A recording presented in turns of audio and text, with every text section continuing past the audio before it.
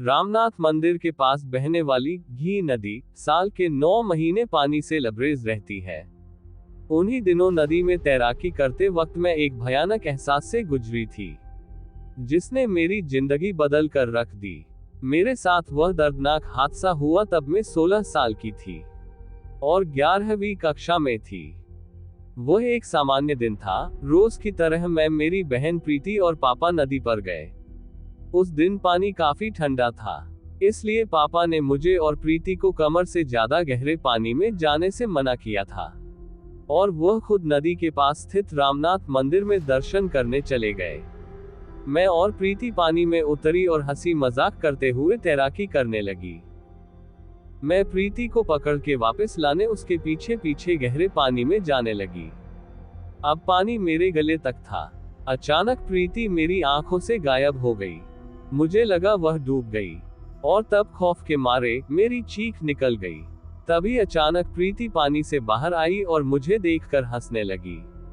मैंने पानी में ही तैरते तैरते उसे जोर का थप्पड़ मार दिया और उसके बाद जो हुआ उस मंजर को देखकर मेरी रूह कांप गई।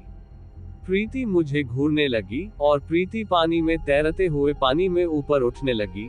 वह कमर तक पानी से ऊपर उठ गई। गले तक गहरे पानी में तैरते हुए किसी इंसान का ऐसा करना नामुमकिन होता है, यह मुझे पता था। फौरन मैं समझ गई कि मेरी जान आफत में है। तभी मेरी नजर नदी किनारे पर पड़ी। मैंने देखा कि नदी किनारे मेरे पिता और मेरी बहन प्रीति खड़े हैं और मेरी ओर देखकर चिल्ला रहे हैं। अब मैं उस पानी में ऊपर उठे हुए भूत की ओर देखना भी नहीं चाहती थी, क्योंकि मुझे पता चल गया था कि उसने मेरी छोटी बहन का रूप लेकर मुझे गहरे पानी में लाने का जाल बिछाया था। मैं एक गहरी सांस भर के जोर लगाते हुए डरते कांपते किनारे की ओर तैरने लगी, पर वह जालिम भूतनी कहां मुझे इतनी जल्दी छोड़ने वाली थी। उसने अपना असली रूप दिखाया और घूमकर मेरे सामने आ खड़ी हुई। उसके मुंह से मांस लटक रहा था, दांत उसके काले और नुकीले थे और उसके बालों में कीड़े लगे थे। आंखें खून भरी लाल थी और वह भूतनी मुझे ऐसे देख रही थी जैसे वह मुझे खा ही जाएगी।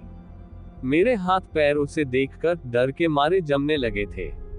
फिर भी मैंने उस भूतनी के पास से घुमाव लेकर किनारे की ओर तैरकर भागने की कोशिश की, पर उसने पानी में जाकर मेरा एक पैर पकड़ लिया।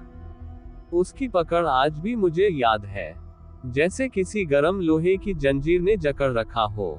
जैसे ही उसने मेरा पैर पकड़ा, मेरी हिम्मत जवाब दे गई और मैंने पानी में तैरना छोड़ दिया और आने वाली दर्दनाक मौत के लिए मैं खुद को तैयार करने लगी। 2-3 बार मैं पानी के अंदर बाहर हुई।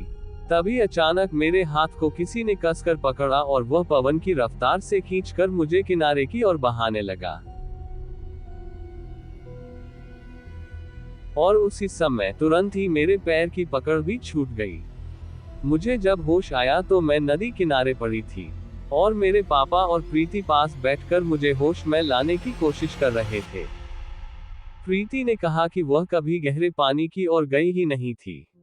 मेरे पापा ने कहा कि उन्हें पानी में कोई भूतनी मेरे सामने खड़ी दिखी ही नहीं। पापा ने कहा कि गहरे पानी से नदी की ओर मैं खुद बहकर आई। उन्होंने मुझे ना तो खुद बचाया था, ना ही किसी और को मुझे नदी किनारे वापस खींचते हुए देखा। शायद उस पानी में एक बुरी शक्ति थी जो मेरी जान लेना चाहती थी, और वहीं पर एक भली शक्ति थी जिसने मुझे उस भूतनी के चंगुल से छुड़ाकर किनारे पर ला फेंका।